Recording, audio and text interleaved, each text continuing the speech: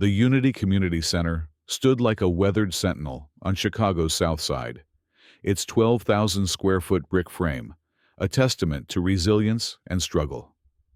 Built in 1958, when the civil rights movement was a fire burning through the city, its red brick facade had faded under decades of Chicago winters, but its spirit remained unyielding. On this humid July day in 2025, the air hung heavy at 92 degrees, thick with the scent of fried chicken drifting from a food truck parked across the street on 63rd. The distant rumble of a CTA train rattled the windows, a rhythm as familiar to the South Side as a heartbeat. Inside, the center buzzed with quiet purpose. Mothers shuffled through a free legal aid clinic in the 500-square-foot meeting room.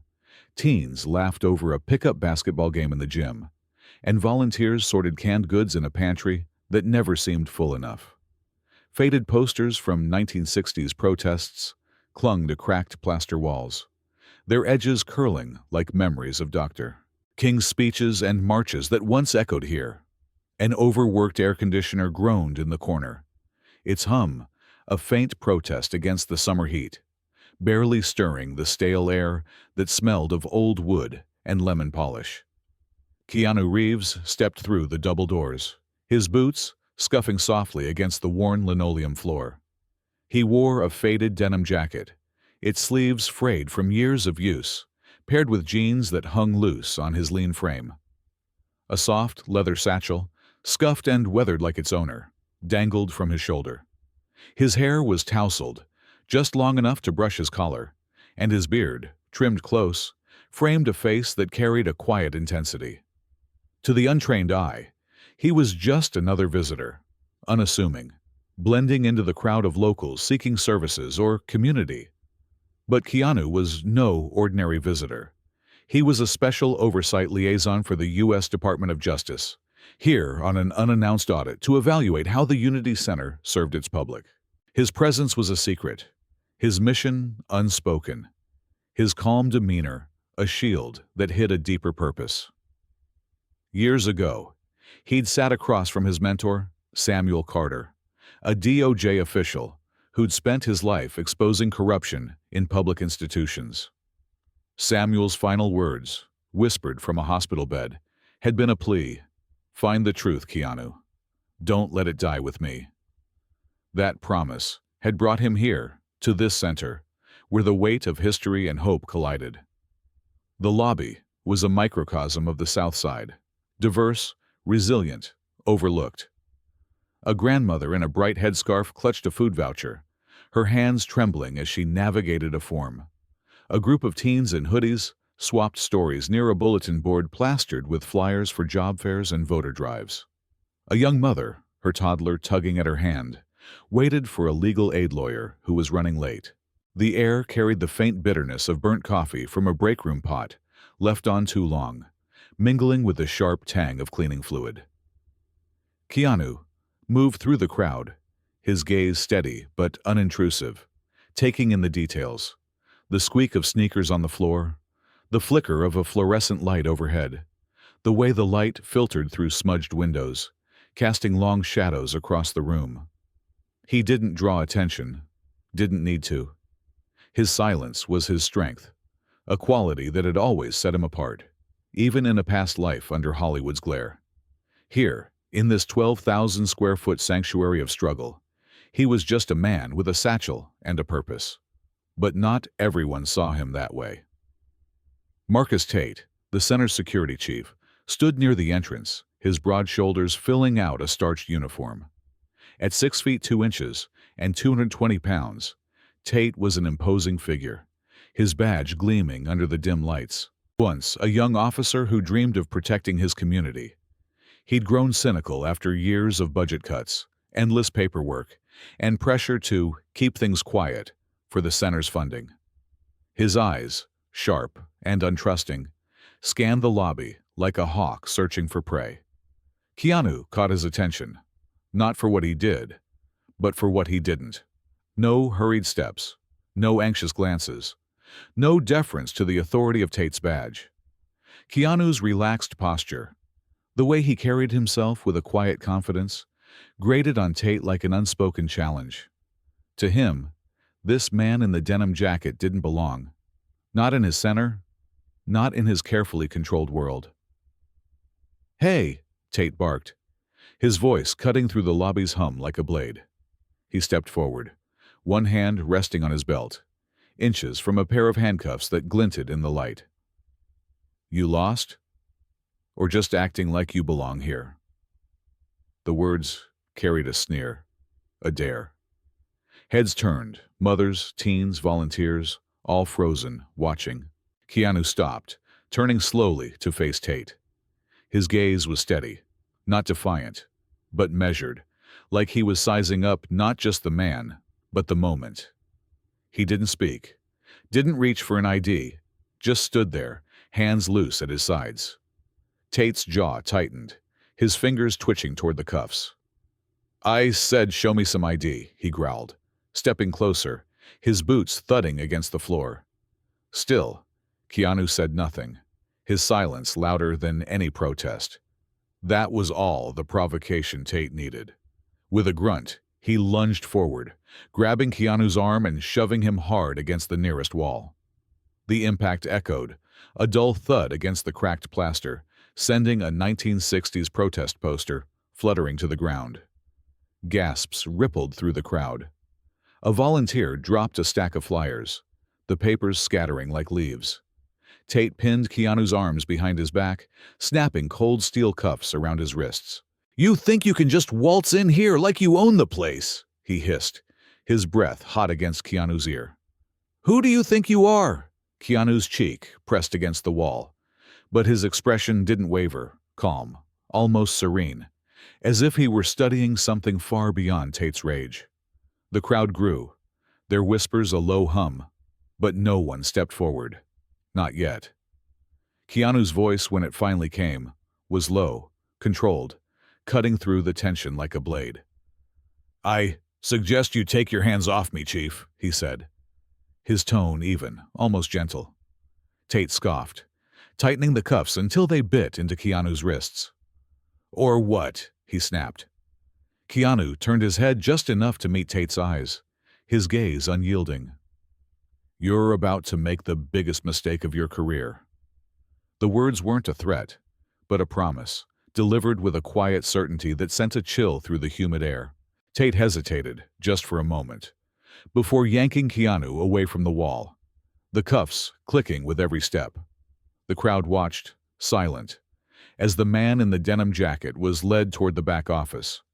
But in that moment, the Unity Community Center, steeped in its history of struggle, was about to become the stage for a reckoning, one that would echo far beyond its brick walls. The Unity Community Center's lobby froze as Marcus Tate, a broad-shouldered man whose 220-pound frame loomed large, pinned Keanu Reeves against the wall. His polished badge glinted under the flickering fluorescent lights, a symbol of authority he wielded like a club. Tate's voice boomed. "You think you can just stroll in here?" as he snapped handcuffs around Keanu's wrists, the steel biting into skin. The crowd, families clutching food vouchers, volunteers sorting donations, and a young mother with a toddler, stood stunned, their whispers swallowed by the humid 97-degree affair. Aisha Carter, a 22-year-old black activist with a braided crown and a phone tucked discreetly in her palm, recorded the scene, her eyes sharp with defiance. Once a community advocate who marched for better schools, Tate had soured after years of budget cuts and orders to keep things quiet, to secure funding. Now, he saw Keanu's calm as a threat, his silence as insolence. "You're making a mistake you can't undo," Keanu said, his voice steady, almost soft, as Tate berated him. The security chief scoffed, dragging Keanu toward the back office, unaware of the storm he'd unleashed. Hours later, the center's 500-square-foot auditorium buzzed with anticipation as a community meeting convened. Over 100 locals, grandparents, teens, veterans, packed the folding chairs, their murmurs mixing with the hum of an overtaxed air conditioner. Tate stood at the back, arms crossed, his jaw tight as he prepared to justify his actions. Keanu, now uncuffed, walked to the front, his denim jacket slightly rumpled, but his presence unshaken. The crowd fell silent as he reached into his satchel, pulling out a black leather wallet. He opened it, revealing a silver DOJ badge that caught the auditorium's dim light like a beacon. Gasps rippled through the room. "I'm Keanu Reeves, Special Oversight Liaison for the U.S. Department of Justice," he said, his voice calm but resolute. "I'm here to observe how this center serves its community, every one of you." He gestured to the diverse faces, black, Latino, elderly, young, reflecting Chicago's South Side. "Today, I was met with force, not because I broke a rule, but because I didn't fit someone's idea of belonging." Tate's face drained of color, his hands clenching as he realized he'd assaulted a federal liaison. Aisha's phone, still recording, captured the moment. Her footage destined to spark a reckoning. Keanu stepped back, his gaze steady, letting the community's rising voices fill the silence. Tate, haunted by his past ideals, felt the weight of his choices, a crack forming in his cynical armor. Keanu Reeves sat in a cramped office at the Unity Community Center. It's a 150-square-foot space cluttered with filing cabinets and a desk scarred by years of use. The air was stale, heavy with the 90-degree summer heat that the center's faltering air conditioner couldn't tame. Across from him sat Elena Vasquez, a weary but resolute administrator whose dark eyes carried the weight of years spent fighting a losing battle. Sidelined for questioning Marcus Tate's heavy-handed tactics, Elena had stacks of ignored complaints hidden in her desk drawer. She slid a folder toward Keanu, her hands steady despite the tremor of defiance in her voice. "This is just the start," she said, revealing a pattern of misconduct, Tate inflating minor incidents to maintain control. A veteran, warned for loitering in the center's 200-square-foot Veterans Lounge, after lingering to read a job board. A Latina mother, detained for a paperwork error over a $25 food voucher. A black teen, cited for disorderly conduct, for laughing too loudly in the gym. Each case bore Tate's signature, approved by Evelyn Harper, the center's director, who buried complaints to protect funding. Keanu's jaw tightened, his mentor's words echoing, "Find the truth. Don't let it die." The breakthrough came with tangible evidence. An anonymous USB drive, slipped into Elena's mailbox, held a leaked audio file. Harper's voice crackled through the static. "Tate, make problems disappear. We can't afford scrutiny before the grant review." The words were a cold confirmation of complicity, protecting the center's $500,000 budget over its people. Meanwhile, Aisha Carter's video of Tate cuffing Keanu exploded online, amassing 15 million views on X within hours. Hashtags like Unity Exposed trended globally, igniting outrage across Chicago's South Side and beyond. Posts flooded in. A grandfather shared how Tate had threatened him for questioning a fine. A nurse recounted a dismissed assault complaint. The diverse victims, veterans, mothers, minorities, reflected the community's heart, exposing systemic inequities baked into the center's operations. Keanu and Elena pored over records in the dim office, fluorescent lights buzzing overhead. Each file revealed a pattern, minor infractions escalated, complaints silenced, all under Harper's watch. Aisha's footage paired with the audio became a rallying cry, shared by activists, church leaders, and students. The center, meant to be a sanctuary, had become a machine that crushed the vulnerable to maintain its facade. Keanu looked at Elena, her face lit by the glow of a laptop screen. "This isn't just Tate," he said. "It's the system Harper built."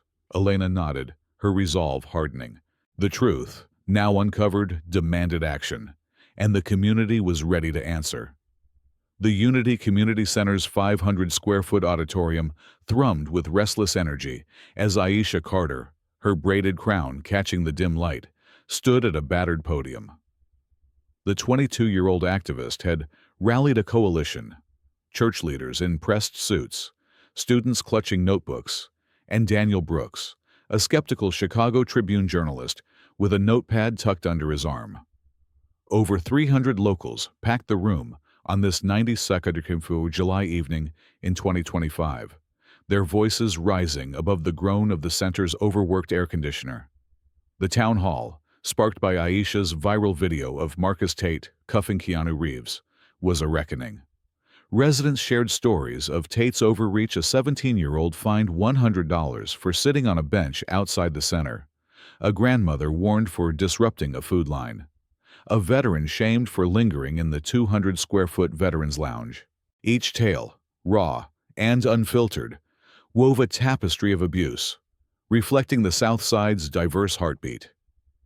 Keanu sat in the back, his denim jacket folded over a chair, his silence a deliberate choice to let the community lead.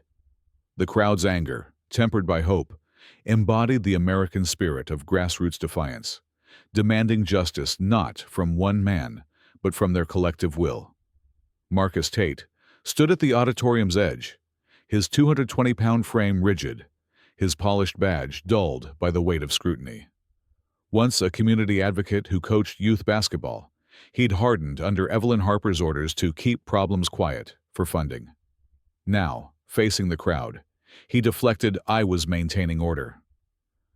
But his voice cracked when Jamal Pierce, a gray-haired veteran, recounted Tate's humiliation, berating him for loitering after a job fair. The room stilled, the air heavy with shared pain. Tate's eyes dropped, his past ideals clashing with his present shame. Later, in Elena Vasquez's cramped office, he faltered, handing her a USB drive. "Harper told me to bury complaints," he confessed, his voice low. "I did it to keep my job. I was wrong." The drive held records of 127 dismissed complaints. Families, elders, teens, all silenced to protect the center's $500,000 budget. Tate's admission, raw and unscripted, marked a step toward redemption, echoing America's belief in second chances. Elena, her resolve unwavering, took the drive, her eyes meeting Keanu's across the room. The community's voices, amplified by Aisha's coalition and Daniel's reporting, turned a single incident into a movement.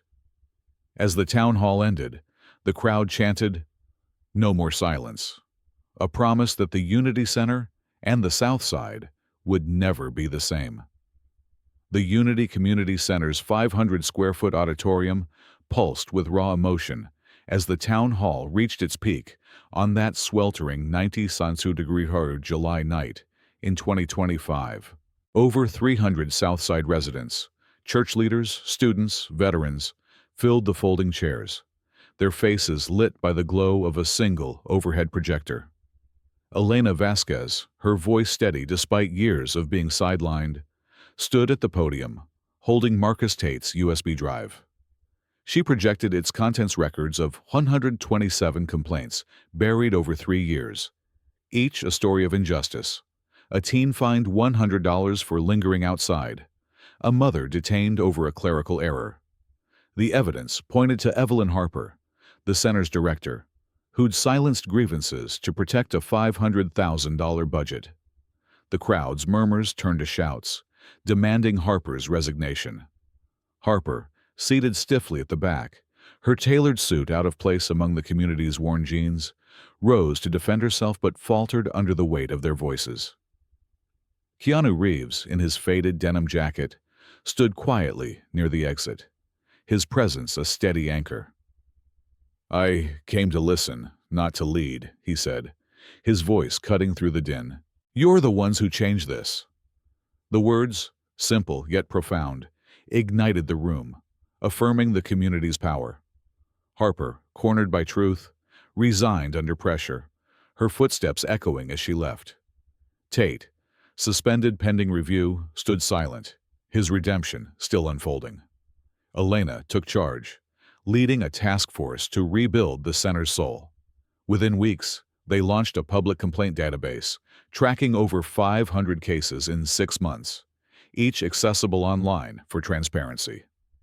Mandatory de-escalation training was rolled out for security, with sessions held in the center's 200-square-foot lounge, where veterans and teens once faced Tate's wrath.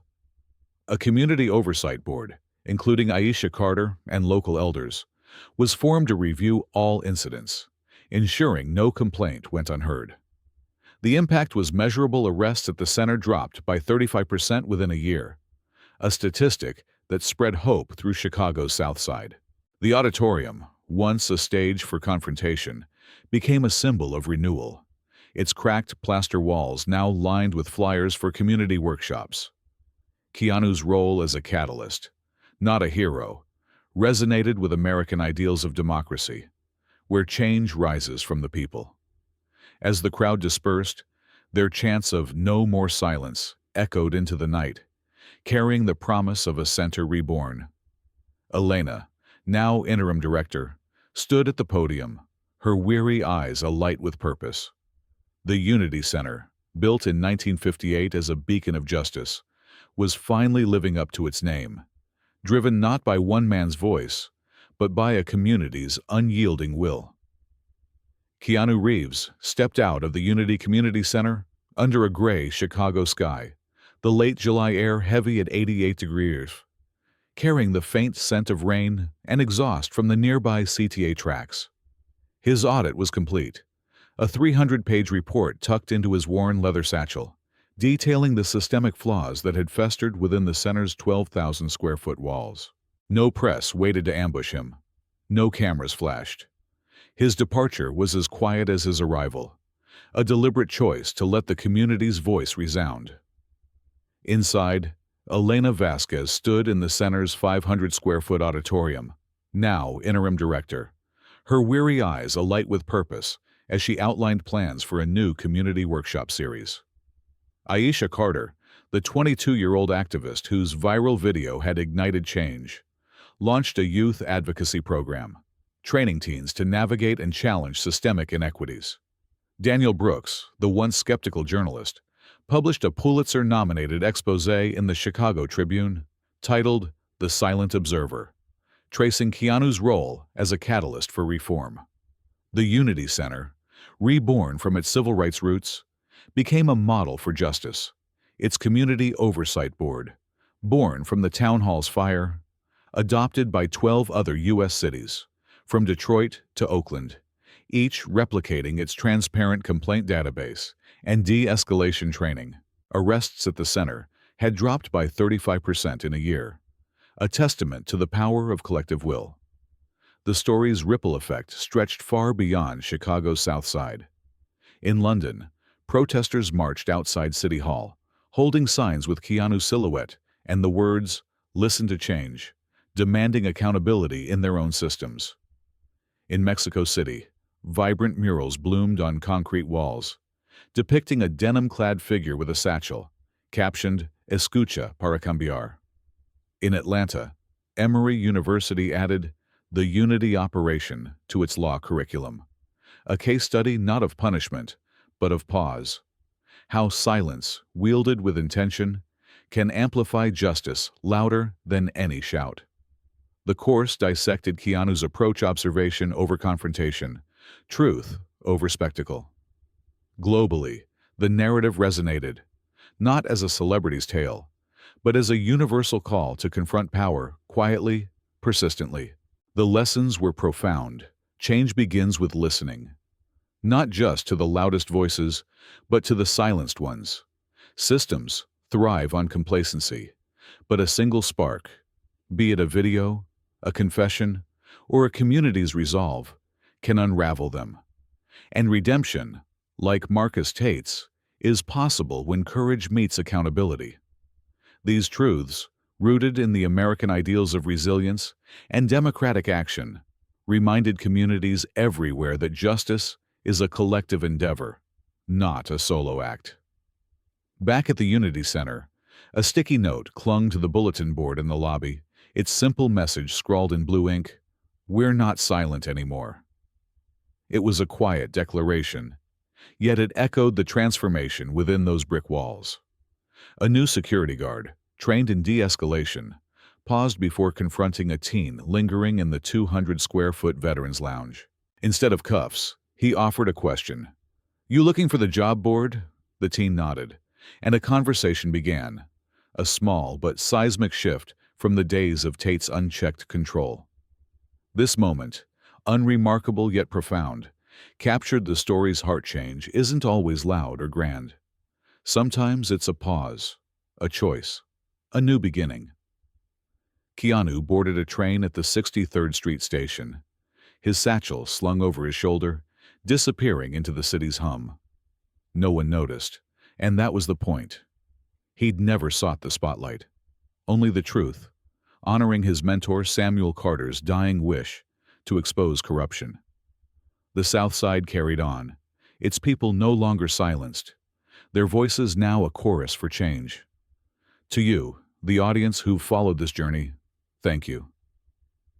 Your engagement, your willingness to listen, reflect, and act fuels stories like this. You remind us that every community, from Chicago's South Side to your own, holds the power to reshape systems. If this story moved you, don't stay quiet. Contact your local council, join a community board, or share your own story of standing up. In America, justice starts when we speak together, when we refuse to let truth be buried. Hit that subscribe button to join a channel dedicated to amplifying these stories, tales of resilience, accountability, and hope. Your voice matters. Type "I'm still here" in the comments to stand with those who were once silenced, to show you're part of this movement.